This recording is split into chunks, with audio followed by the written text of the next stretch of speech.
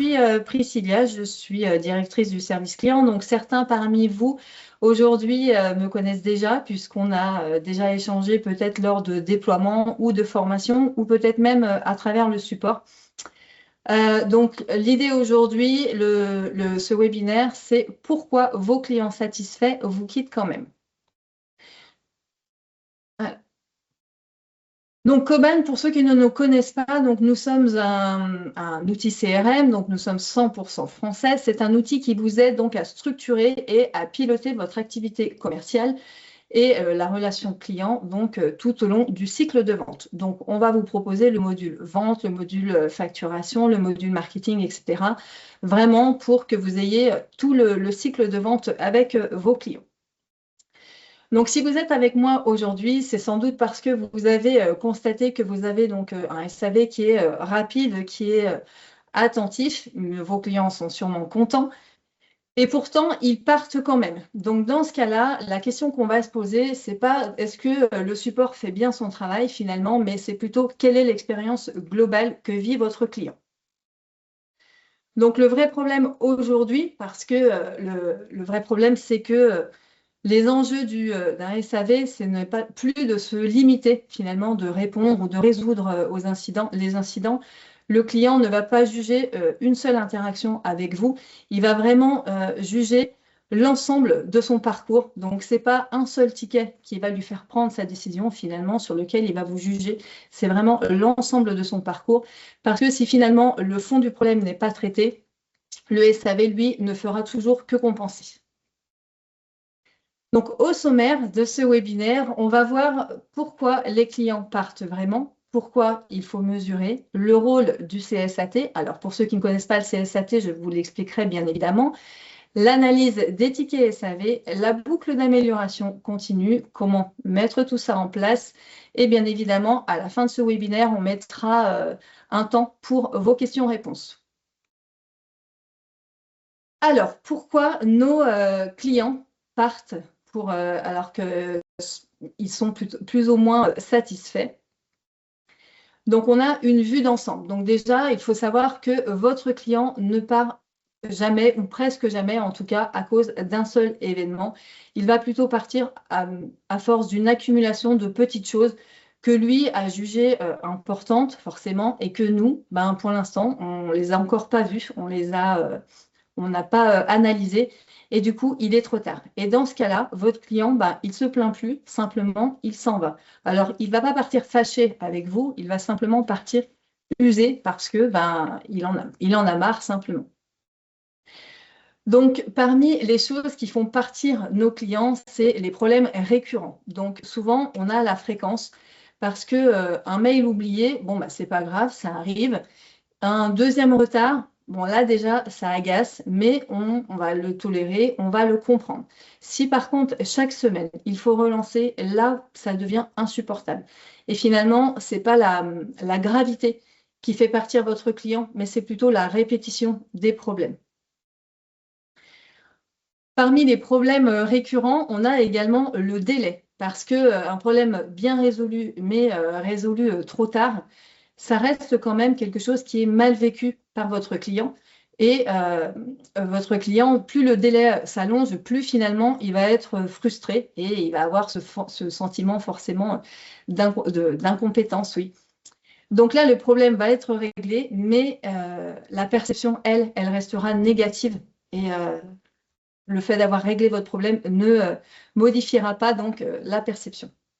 Parce qu'effectivement, on pourrait dire que techniquement, quand on a répondu à un client en 48 heures, c'est correct. Lui, le client, le sentiment qu'il a, c'est catastrophique. Parmi nos problèmes récurrents, on a également donc les réponses qui sont inadaptées parce qu'on s'est aperçu que finalement, répondre, ça ne suffit plus. Il faut aujourd'hui comprendre, contextualiser et anticiper. Parce que si on ne traite pas le contexte et qu'on n'anticipe pas, forcément, le client, lui, il va se dire le ticket, il est fermé. On a traité mon ticket, OK, mais finalement, on n'a pas répondu à mon besoin. Et lui, du coup, il va rester frustré. On a également le sentiment de service minimum. Donc là, comme je vous disais, hein, répondre vite, ça ne suffit plus finalement parce que répondre vite, ça ne veut pas dire être attentif au client. Et là, le client, il ne perçoit pas toujours la valeur du service rendu, ni même l'attention qui lui est portée. Et là, par contre, malgré tous les efforts qu'on va pouvoir faire, bah, le client il va se sentir juste un numéro de ticket plutôt qu'un client qu'on connaît, qu'on comprend et qu'on accompagne. Par exemple, quand on a des clients qui posent des tickets, quand on a, comme je vous disais tout à l'heure, anticipé, on va finalement comprendre son besoin et on va comprendre aussi son usage pour mieux l'aider et donc du coup mieux l'accompagner. Donc là, le client n'achète pas un produit, mais il achète une expérience globale. Donc dans ce deuxième point, on va voir et essayer de comprendre pourquoi il faut mesurer. Parce qu'aujourd'hui, sans mesure, finalement, on ne peut pas améliorer on peut pas s'améliorer simplement. Donc là, les équipes, souvent, quand on ne mesure pas, on est tous pareils et c'est humain, on pense savoir. Donc on se dit finalement, le CSAT va être OK, on a des bonnes notes, nos clients ils sont contents et pourtant, ils finissent par partir. Parce que là, quand on ne mesure pas, on se base en fait sur les mauvais indicateurs. On confond la rapidité avec la qualité de l'expérience une fois de plus. Donc là, on ne mesure pas oui, on mesure pas en fait les vrais problèmes et on mesure pas finalement ce qui va coûter cher pour nos clients. Donc là, les perceptions faussent la réalité. Donc là, quand on dit les perceptions, c'est vraiment quand on se dit, par exemple, on a envoyé un CSAT suite à un ticket, on a une super bonne note, le client il est content. En fait, le client il a simplement répondu à ce ticket-là. Là, il est content, mais finalement, son expérience globale, elle, il est pas, on ne peut pas la mesurer parce que c'est pas ça qu'on a analysé. Donc, on ne réduit pas les problèmes, donc on ne réduit pas l'abandon client simplement avec de la volonté. Donc là, il faut vraiment mettre en place un système, donc un système de mesure qui va vous permettre justement de se dire qu'est-ce qui aujourd'hui fatigue vraiment nos clients, parce que les termes, c'est ça, hein, c'est souvent quand on perd nos clients, c'est ils sont usés, ils sont fatigués, ils en ont marre, c'est pas forcément la gravité qui fait, mais c'est vraiment la récurrence. On a donc l'analyse, donc ce qui se répète souvent et pourquoi. Donc là, corriger les causes profondes et l'action donc qui va être justement d'aller corriger à la source. On va donc mesurer ensuite la satisfaction à chaud, donc le fameux CSAT. Donc le CSAT, c'est le petit, alors ça on le connaît tous hein, parce qu'on l'a reçu même dans notre usage à titre perso, c'est vraiment le score qu'on a immédiatement après un échange avec le support, avec un service client, etc. Donc souvent il est imagé avec des petites emojis ou alors avec des étoiles en fonction vraiment de comment il est paramétré chez les différents clients. On peut donc mettre une question, donc c'est souvent une question un peu rapide, est-ce que vous êtes satisfait? Qu'est-ce qu'on peut faire pour améliorer la satisfaction, etc. Et on peut demander également d'ajouter un commentaire. Donc les commentaires, c'est vrai que c'est vraiment quelque chose qu'on va pouvoir ensuite exploiter parce que le client qui prend le temps de noter un commentaire, c'est quelque chose qui est très riche puisque ça peut que nous aider à nous améliorer. En revanche, on a donc les limites du CSAT. Donc, le CSAT, c'est vraiment ce petit questionnaire qui est envoyé automatiquement, donc là, en fonction des automatismes qu'on aura mis en place, après une interaction, après un échange avec votre client. Donc, lui, il mesure vraiment la satisfaction, mais à chaud, donc vraiment à l'instant T sur ce problème-là, mais il ne va pas mesurer la relation avec votre client. Donc là, c'est le client, il se dit... Finalement, il a répondu à mon problème là, mais est-ce que j'ai envie de continuer avec eux par la suite? Donc, le client, il peut être satisfait, mais revenir trop souvent au support et donc perdre patience. Parce que, comme je vous disais tout à l'heure, chaque fois qu'on va devoir solliciter, c'est une perte de temps. Et c'est cette perte de temps-là qui finalement agace et qui devient insupportable. Donc, le CSAT, lui, n'empêchera pas l'abandon du client l'abandon client si vous ne mesurez pas tous ces échanges-là. On a donc également l'analyse à froid. Donc là, l'analyse à froid, c'est vraiment qu'est-ce qu'il en ressort de nos tickets.